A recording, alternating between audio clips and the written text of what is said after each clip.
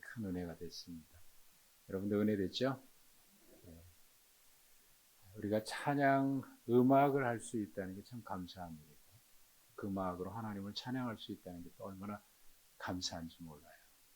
우리의 생활도 윤택하게 하고, 오늘 찬양의 큰 은혜가 돼서 감사드립니다. 여러분 한 주 동안 잘들 지내셨습니까? 얼굴 뵈니까 다 잘들 지내신 것 같습니다. 서로 얼굴들을 보시면서 한번 인사하십시다. 사랑합니다. 축복합니다.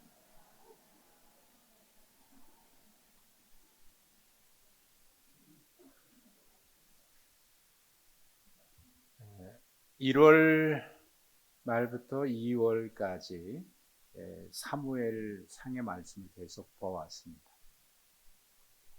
그리고 2월 마지막 주에 사무엘상 16장 설교를 하고 3월 첫 주에는 부활주일 지난주까지 성경의 땅 우리가 답사하고 나서 사순절과 부활주일을 지내면서 예수님의 공생애를 압축적으로 좀 우리가 함께 보았습니다.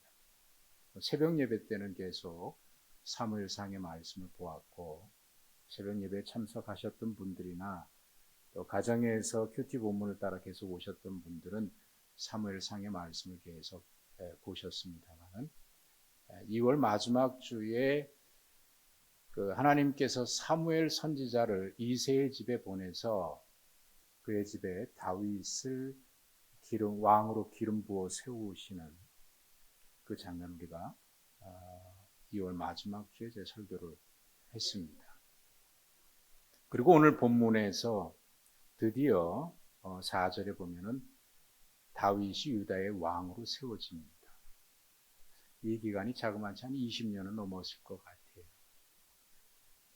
그 사이에 우리가 사순절과 부활주를 지내면서 그 본문으로 설교를 하지 않았기 때문에 잠깐 압축해서 말씀을 드리면, 다윗이 왕으로 기름 붓고 난 뒤에, 그리고 그 사이에 우리가 잘 아는 블레셋과의 전쟁이 있지요. 그 전쟁에서 다윗이 골리앗을 쓰러뜨리는, 다윗과 골리앗의 싸움이 그 전쟁에서 있게 됩니다. 다윗이 전쟁에 나가려고 해서 나간 건 아니고, 블레셋의 침략으로 인해서 젊은이들이 전쟁에 나가는데 다윗의 형들도 군대에 나갔어요. 싸움에 나간 겁니다. 아들이 염려가 되니까 걱정하고 있겠죠. 그래서 아버지의 심부름으로 다윗이 그 전장에 나갔다가 목격한 게, 이 골리앗이 하나님의 이름을 모독하고 이스라엘 군대를 조롱하고 비웃는 거예요. 그걸 보고 참을 수 없어서 말 그대로 정말 무모하게 그 거인 골리앗에게 대든 겁니다. 우리가 잘 아는 대로 거기서 물맷돌로 골리앗을 쓰러뜨리죠. 정말 무모한 일입니다. 철없으니까 하루 강아지 범 무서운 줄 모르고 덤벼들었던 것 같아요. 그런데 거기서 그 다윗이 골리앗과 싸울 때 외쳤던 그 말씀을 저는 어렸을 때부터 정말 멋있는 말이다. 그래서 제 마음속에 늘 암송하고 있었는데, 너는 칼과 창과 단창으로 내게 오지만 나는 네가 조롱하는 만군의 여호와의 이름으로 내게 가노라. 그리고 물매 하나 들고 나가잖아요. 저는 그 장면이 어렸을 때부터 굉장히 왠지 모르게 마음에 들어서 그 구절을 늘 암송을 했습니다. 혹시 여러분들 한 달쯤 더 됐을까요? 보신 분들이 계시겠습니다만은 TV에 세계 테마 기행이라고 하는 그 방송 즐겨 보는데, 거기에 스페인 편이 나왔는데, 거기에 어떤 그 스페인의 한 사람이 물맷돌을 던지는 것을 보았어요. 그 표적지를 멀리 만들어 놓고, 우리 양궁에 표적지 있는 것처럼 만들어 놓고 멀리서 물매를 던지는데, 그 목표에 정확하게 10점 만점처럼 정확하게 맞는데, 그 차돌 같은 돌멩이가 맞는 순간 박살이 나더라고요. 그렇게 파워가 있어요. 힘이 굉장히. 야, 저거 맞으면 진짜 죽겠다 싶더라고요. 어쩌면 그렇게 정확하게 맞추는지. 많이 던졌겠죠. 근데 이제 그 여행하는 사람이 그걸 보고 나도 좀 해보겠다고 해서 해보라고 그래서 그 물매를 건네줍니다. 자기도 해보겠다고 빙빙 돌리다가 던졌는데 이 돌이 뭐 뒤로도 날아가고 옆으로도 날아가고 표적인 역인데 뭐 지멋대로 날아가요. 그것도 세게 날아가는 것도 아니고 퓨 올라가다 떨어져. 그거 보면서 야, 이 사람이 저렇게 하기까지는 굉장한 연습이 있었겠다. 그게 다윗이 생각나더라고요. 그 돌 맞으면 정말 죽겠다. 그런데 여러분 보세요. 정말 무모한 도전 아닙니까? 그래서 그 전쟁, 그 골리앗을 쓰러뜨리게 됩니다. 그리고 일약 나라를 건진 사람이 돼요. 그러나 다윗은 자기가 처음부터 뭐 왕이 되겠다고 하는 그런 꿈을 꾸거나 왕이 되겠다고 어떤 시도를 한 적이 없고요. 또 골리앗을 무너뜨릴 때 내가 이놈을 무너뜨려야 나라를 건지겠다고 하는 그런 뭐 원대한 그런 꿈을 가지고 그런 비전을 가지고 나간 것도 아닙니다. 그죠? 그는 주어진 일에 성실하게 매 순간순간 하나님의 부르심 앞에 응답하면서 살아온 사람. 목동일 때나 뭐 그 이후에나. 그러던 그를 하나님께서 이스라엘의 왕으로 택하신 거 아닙니까? 근데 원치도 않게 자기는 원해서 그런 것도 아니고 다만 정말 무모하리만큼 철없는 아이가 덤벼들어서 골리앗을 쓰러뜨렸는데 하나님의 섭리이죠. 은혜라고 밖에 고백할 수 없는데 그 일로 인해서 다윗에게는 고난의 세월이 열립니다.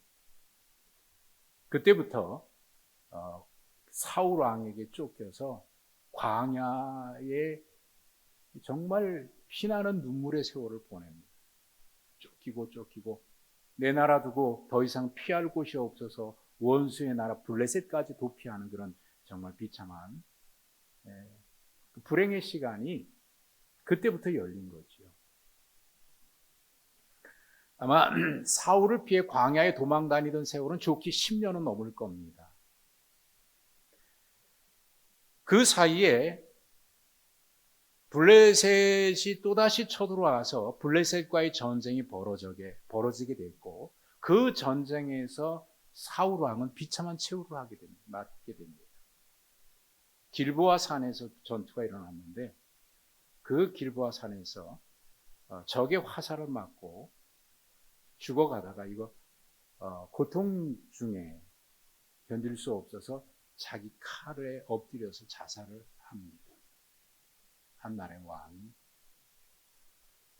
그가 한 일은 다윗을 쫓아다닌 것밖에 없어요. 한 나라 왕 말이죠. 쥐쫓듯이 고양이처럼 말이죠.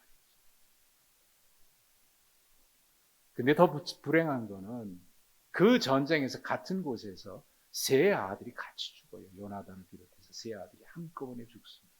정말 비참한 한 나라의 왕이 비참하게 최후를 맞이합니다. 그 내용이 사무엘상 31장에 기록되어 있습니다. 사무엘상 마지막 장은 사울 왕과 세 아들의 죽음으로 마무리 짓습니다. 비참한 마무리죠. 그리고 사무엘 하루 넘어오면 다윗이 그 뒤를 이어 왕이 되는 내용이 기록이 되어 있습니다. 저는 이 사무엘서의 말씀을 읽으면서 이스라엘의 첫 번째 왕인 사울 왕의 실패 원인이 무엇일까? 그리고 하나님의 마음에 합했다고 성경에 기록하고 있는 다윗의 성공 원인은 또 무엇일까? 참 많은 생각을 하게 됩니다. 사울과 다윗은 많은 점에서 성경에 비교가 되고 있어요. 사울이 처음 왕이 될 때는요, 그 외모가 모든 사람들보다 어깨 위나 더 높을 정도로 출중했습니다. 그리고 화려하게 온 이스라엘 백성들의 환영을 받으면서 화려하게 등장합니다. 왕이 됩니다. 그런데 갈수록 점점 하나님께 버림받아서 결국은 비참한 최후를 맞게 되죠. 도대체 왜 그랬을까? 반면 다윗은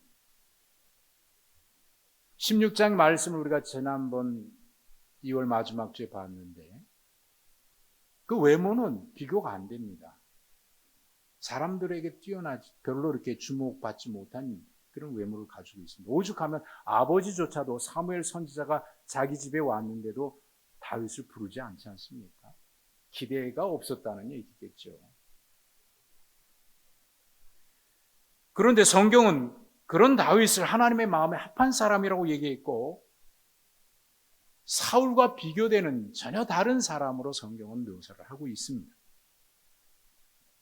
사무엘서와 역대기에 두 사람을 비교하는 짤막한 한 구절이 나오는데 이렇습니다. 사울의 집은 점점 약해지고 다윗의 집은 점점 강해졌더라. 그 이유를 성경은 하나님이 사울을 버렸기 때문이라고 말씀하고 있고 다윗은 하나님이 함께 하셨기 때문이라고 얘기하고 있습니다. 왜? 하나님은 사울을 버리신 것일까요? 왜 다윗과는 함께 하신 것일까요?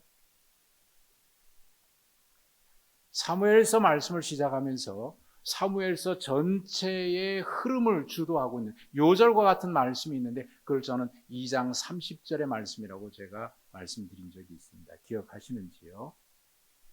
나를 존중히 여기는 자를 나도 그를 존중히 여기고 나를 멸시하는 자를 나도 그를 경멸하리라라고 하는 그런 말씀입니다.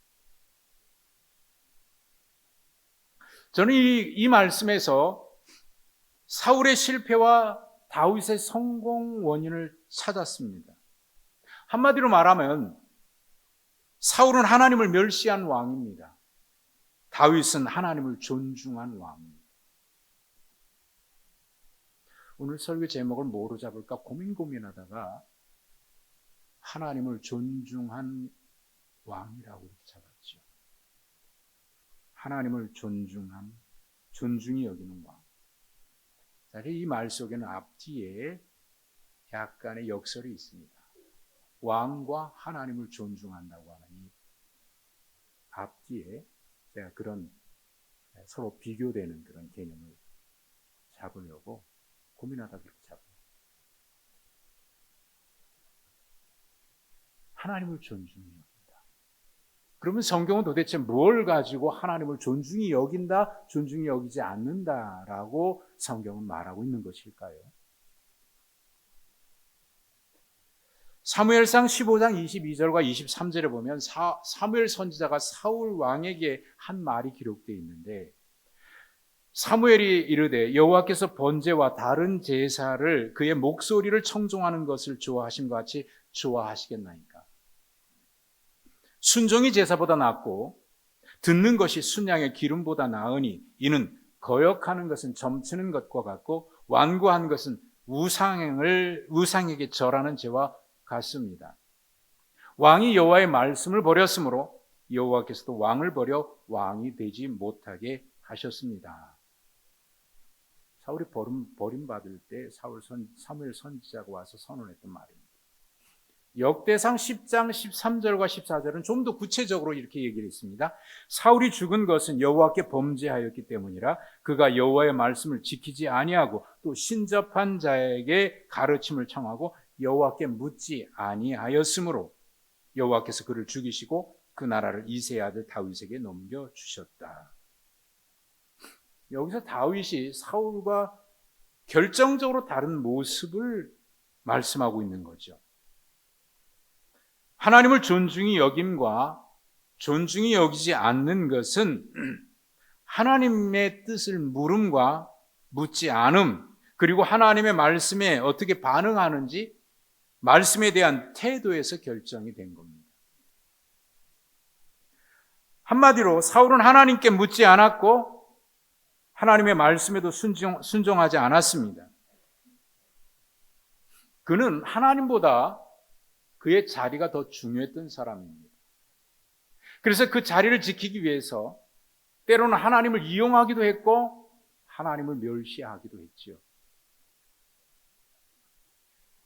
자기의 자리가 중요했기 때문에 하나님은 그렇게 멸시하면서도 사람들의 반응에는 아주 민감했습니다.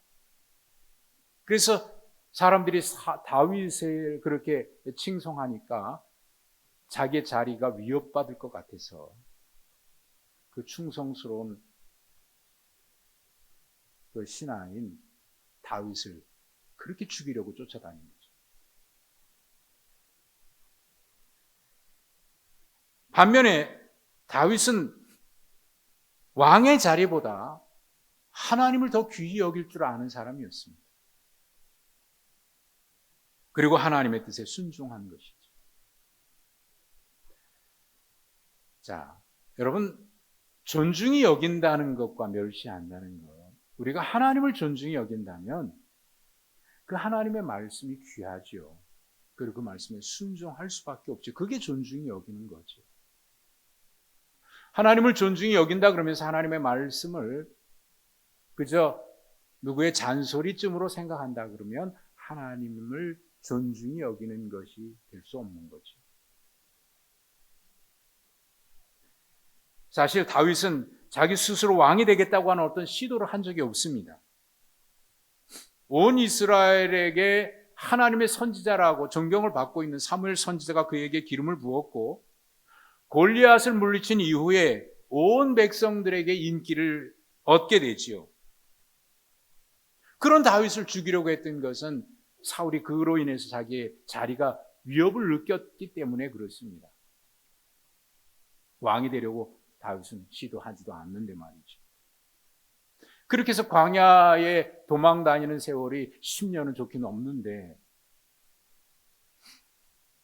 그 사이에 다윗은 사울을 죽일 기회가 결정적인 기회가 두 번이나 있었습니다. 그때마다 다윗의 사람들이 이렇게 얘기를 해요. 지금은 하나님이 주신 절호의 기회입니다. 당신을 죽이려고 하는 저 원수를 죽일 수 있는 절호의 기회입니다. 하나님이 주신 기회입니다. 이거 놓치면 안 됩니다. 그때마다 다윗이 한 얘기가 있습니다. 하나님이 기름 부은 종인데 내가 어찌 그에게 손을 대겠냐고 그를 보호하죠. 심지어 사무엘하 1장으로 넘어오면 사울이 길보아에서 죽고 난 뒤에 아말렉에서 도주한 한 군인이 사울에게서 그 왕관과 왕의 휘장이 새겨진 팔찌를 어떻게 구했는지 가지고 와서 다윗에게 얘기합니다. 내가 당신의 원수인 사울을 죽였습니다. 그리고 여기 왕관과 휘장이 있습니다. 그러니까 알고 있는 거죠. 사울이 다윗을 어떻게 했으리라고 생각하니까 당연히 그가 죽는 것은 다윗도 환영할 거라고 생각했고 왕관과 휘장을 가져왔다는 것은 내가 당신을 왕으로 세우겠다는 말하고 같은 거예요. 그러니까 그는 그렇게 거짓말이지만 그렇게 해서 자기가 상을 받으리라고 생각을 했던 겁니다. 그때 다윗이 뭐라고 얘기합니까? 그 1장 14절에 기록이 되어 있는데 내가 어찌하여 손을 들어 여호와의 기름 받은 자를 죽이기를 두려워하지 아니하느냐. 개인적으로 보면 다윗을 죽이려는 원수가 죽은 것입니다. 그를 죽인 거죠. 그러나 다윗은 사울을 개인적인 원수로 보지 않습니다. 개인적으로는 원수일지 모르지만 하나님이 기름 부어 세운 이 나라의 왕이라고 생각을 했습니다. 그래서 한 나라의 왕에 대한 존중의 마음도 있었겠지만 그보다 더 중요한 것이 있다면 그를 세운 하나님의 뜻, 하나님을 존중히, 하나님의 권위를 존중히 여긴 거죠. 다윗이 왕이 되는 첫 장면인 오늘 본문에 다윗의 특징을 잔적으로 보여주는 한 구절이 아주 짧은 구절이지만 다윗의 특징을 보여줍니다. 1절입니다. 그 후에 다윗이 여호와께 여쭈어 아뢰되. 다윗이 묻는 것은 아주 간단합니다. 내가 유다 성읍으로 올라가리까. 여기 그 후에 하나님께 물었다 그랬는데 그 후는 사울이 죽은 이후로 말하는 겁니다. 지금 다윗은 사울을 피해서 블레셋 지경에 있는 시글락이라고 하는 성읍에 머물고 있습니다. 그런데 자기를 죽이기 위해서 평생 쫓아다녔던 원수 사울이 죽은 겁니다. 위협이 사라졌고 드디어 때가 왔습니다. 누가 보더라도 하나님이 주신 절호의 기회라고 할 수 있습니다. 오랫동안 도망 다니면서 기다리던 하나님의 응답의 순간이라고 얘기할 수 있겠지요. 바로 지금이죠. 지금 이 순간. 지금 이 순간 그러니까 그 노래가 생각이 나네요. 지킬 앤 하이드의 주제 같은 지금 이 순간. 지금 이 순간, 지금 여기 간절히 바라고 원했던 이 순간. 나만의 꿈이, 나만의 소원 이루어질지 몰라. 여기 바로 오늘. 지금 이 순간, 지금 여기. 말로는 뭐라 할 수 없는 이 순간. 참아온 나날, 힘겼던 날 다 사라져간다. 연기처럼 멀리. 지금 이 순간 마법처럼 날 묶어왔던 사슬을 벗어던진다. 지금 내겐 확신만 있을 뿐 남은 건 이제 승리뿐. 그 많았던 비난과 고난을 떨치고 일어서 세상으로 부딪혀 맞설 뿐. 지금 이 순간. 어쩌면 다윗에게 지금 이 순간이 그런 순간 아닐까요? 참아온 나날들, 힘겹던 나날들, 연기처럼 사라져간 날이. 주저할 이유가 없습니다. 머뭇거릴 이유도 없습니다. 그저 이제 자기를 지지하고 있는 사람들을 규합해서 빈 왕의 자리, 하나님께서 오래전에 말씀하셨던 그 자리, 지금이구나, 하나님 드디어 이루셨구나 하고 주저없이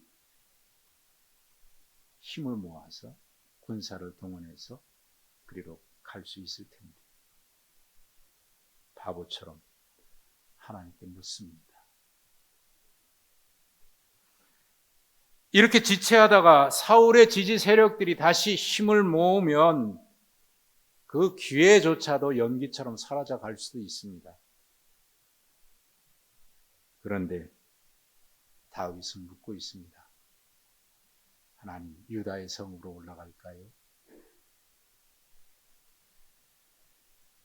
이게 사울과 다른 다윗의 특징적인 모습입니다. 사울은 묻지 않았고 다윗은 묻습니다. 하나님을 존중히 여김과 하나님을 멸시함은 여기서 결정이 납니다. 사실 종종 우리가 실수하는 것이 있는데요. 하나님께 기도 안 한 게 아닙니다.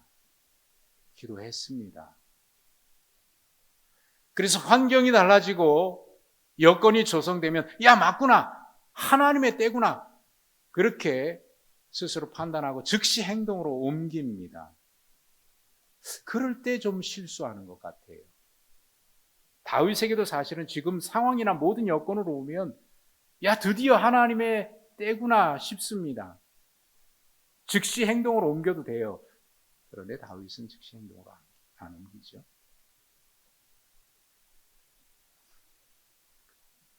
리차드 포스터의 영적 성장과 제자 훈련이라고 하는 참 오래된 책인데, 제 서재에는 이 책이 누렇게 색깔이 변해 있는데 제 눈에 가장 잘 띄는 곳에 꽂아두고 있습니다.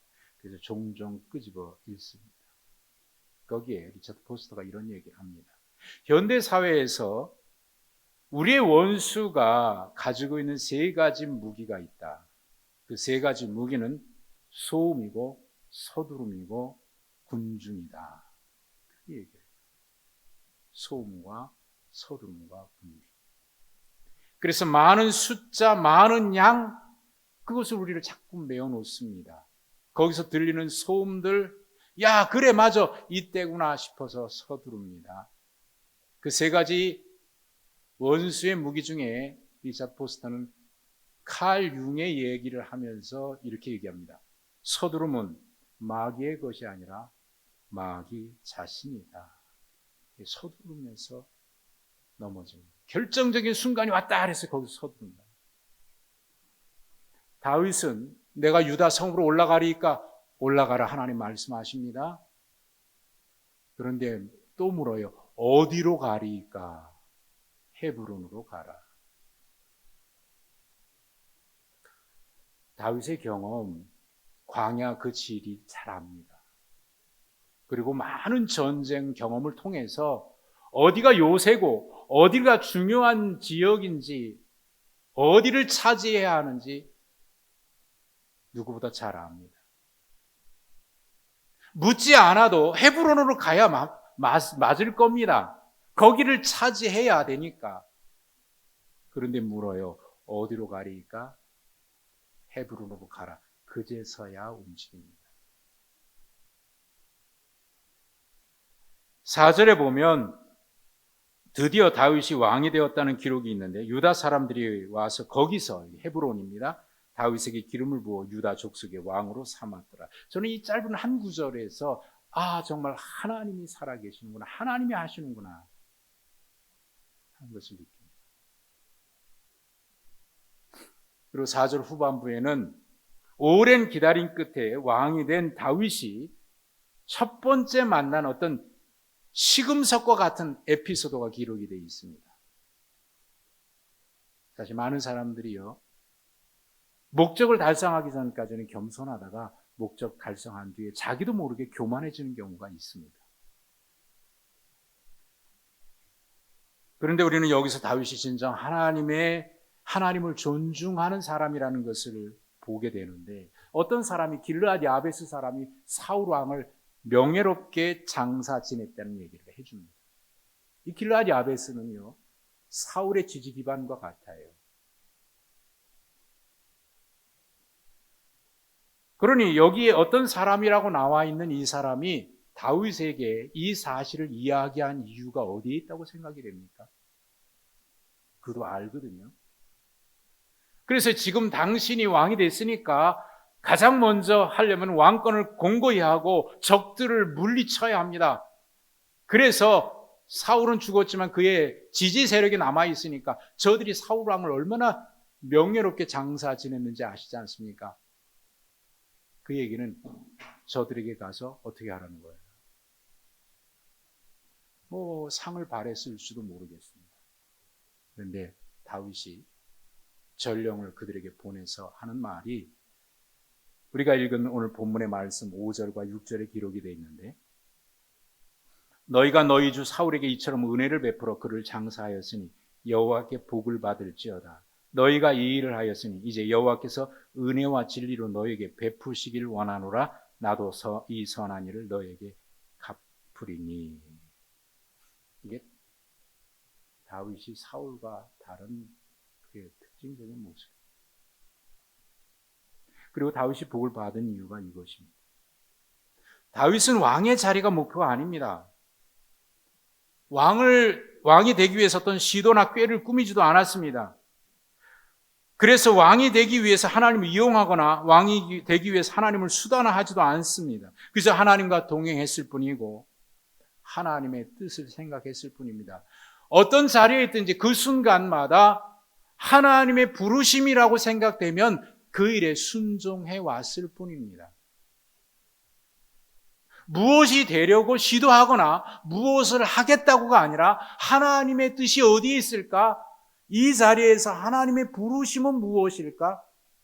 목동이었을 때나 왕이었을 때나 이 자리에서 하나님의 부르심이 무엇일까? 하나님의 뜻은 무엇일까? 여러분, 신앙에 있어서 이게 매우 중요한 질문 아닐까요?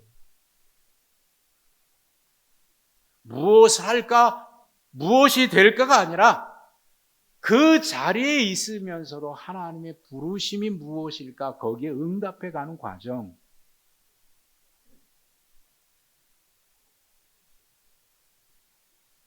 왕은 나라를 위해서 필요한 자리이지만 다윗은 하나님 앞에서는 결코 잊지 않았던 자기의 신분이 있습니다. 하나님은 나의 목자고 나는 그분의 양. 그것은 왕이 되어서도 변함이 없습니다. 그분은 나의 목자고 나는 그분의 양. 제가 목사가 되어서도 평신도였을 때도 어떤 직분을 받았을 때도 우리가 변치 말아야 될 그 신분이 있어요. 직분 여하를 떠나서 잊지 말아야 될 것, 나는 하나님의 양입니다. 목사는 양이 아니고 교인들이 왜 자꾸 양이라고 그러냐고요? 아니요, 저도 양이 되고 싶어요. 아니, 양입니다. 하나님의 양.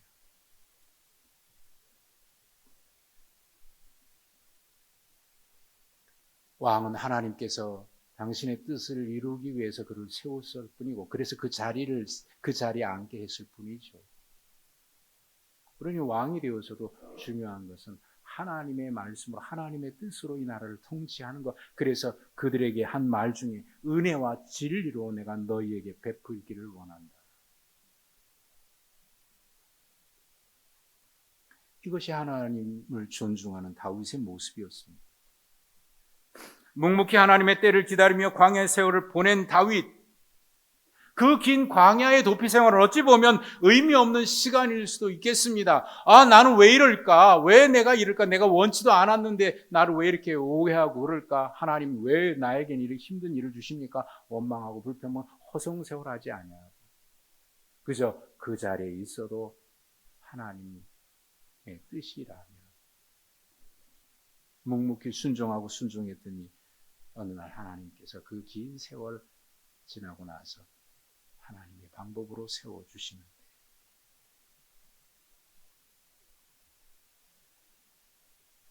한 달 전쯤 독일에 있는 아들이 전화를 했어요. 너무 힘들대요. 더 포기하고 돌아오고 싶대요. 무대 서는 것도 두렵고 사람들 만나는 것도 두렵답니다. 그래, 그럼 네가 원하는 대로 해라. 엄마 아빠는 기도해 줄게.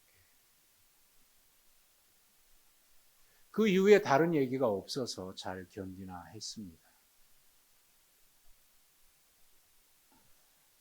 어제 저녁에 전화를 했는데 다른 얘기를 안 해요. 그저 손자들하고 한동안 통화를 하고 하는데, 오늘 새벽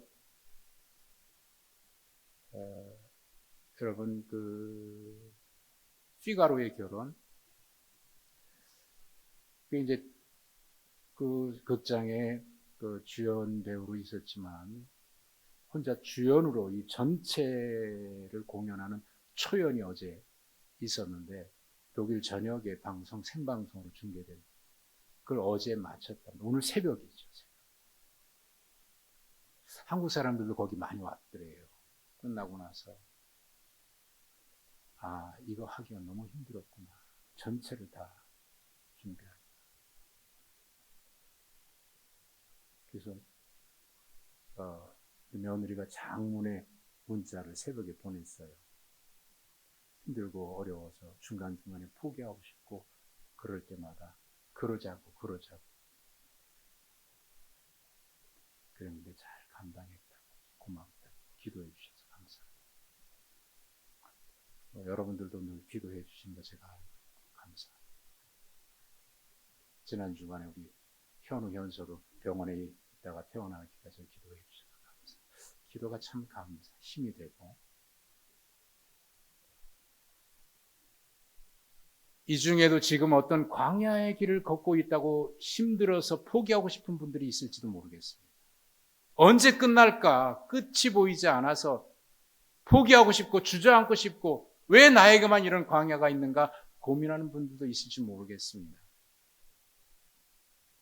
그러나 그 순간에도 하나님은 우리와 늘 함께 계신 것을 여러분 틀림없이 신뢰하시기 바랍니다. 지금까지 그래왔고, 그래서 우리는 종종 이런 일을 만날 때마다 조급해집니다. 그래서 빨리 이룰 수 있는 방법이 없을까? 지름길이 없을까? 쉬운 길이 없을까? 유혹을 받습니다. 그런데 이 세상에 어떤 지름길보다 가장 빠른 지름길은, 지름길이라고 표현해서 좀 죄송하긴 한데, 하나님과 함께 가는 길이 가장 빠른 길. 돌아가는 것 같고요, 끝이 안 보이는 것 같은 오랜 세월인 것 같아도 여러분, 이 세상의 가장 빠른 지름길보다, 어떤 지름길보다 하나님과 함께 가는 것보다 더 빠른 길은 없습니다. 빨리 가는 것이 중요하지 않고 하나님과 함께 살아가는 삶이 중요해요. 저도 지금까지 내가 무엇이 되겠다고 시도해 본 적이 없고 무엇을 해야 되겠다고 내 방법으로 해본 적이 없습니다. 그저 그 순간 내가 최선을 다하는 것이 무엇일까 생각하고 그 순간순간 부르심 앞에 응답했을 뿐이죠. 부족한 줄 아니까, 내가 뛰어난지 않은 줄 아니까 언제나 그 순간 내게 맡겨주신 일에 그저 눈 돌리지 말고 최선 다하자, 그렇게 하고 왔을 뿐입니다. 여러분, 하나님을 존중히 여기는 것이 바로 그런 것 아닌가. 어디에 자리에 세워줬으니까 아니라 내가 어디에 있든지 목동일 때나 왕일 때나 어떤 직분을 맡았을 때나 그 순간 그 자리에서 하나님의 부르심이라고 생각이 되면 그것이 비록 힘들고 어려운 일이라고 할지라도, 그것보다 쉬운 일이 눈에 앞에 보이고 빠른 길이 보인다고 할지라도 하나님의 부르시면 하나님 앞에 주님과 동행하는 그 길이 가장 복된 길이고 가장 행복된 길이고 가장 빠른 길 아닐까요? 여러분, 신앙의 길은 바로 이런 길입니다. 그래서 이 길을 걸어온 사람마다 고백하게 됩니다. 주님, 그렇습니다. 하나님 함께 하셨습니다. 가장 복된 길을 걸어왔습니다. 하나님 감사합니다. 여러분, 우리 신앙의 길, 이것이 바로 하나님 주신 축복입니다. 이 길을 우리 함께 힘차게 걸어가실 수 있기를 주님의 이름으로 축복합니다. 하나님 아버지, 감사합니다. 힘들고 어려울 때 낙심하고 주저앉고 싶고 포기하고 싶고 뒤로 물러나고 싶을 때도 있습니다. 아니, 세상 방법으로 지름길을 찾을 때도 있습니다. 그러나 지금까지 하나님, 이제까지 그렇게 인도하셨듯이 오늘도 우리의 삶의 현장에서 묵묵히 하나님의 부르심 앞에 믿음으로 응답하게 하옵소서. 주님과 함께 가는 길이 가장 복된 길이요, 주님과 함께 가는 길이 가장 행복한 길인 줄 알아서 힘들고 돌아가는 길일지라도 하나님과 함께 가는 길을 걷게 하옵소서. 예수님의 이름으로 기도하옵나이다. 아멘.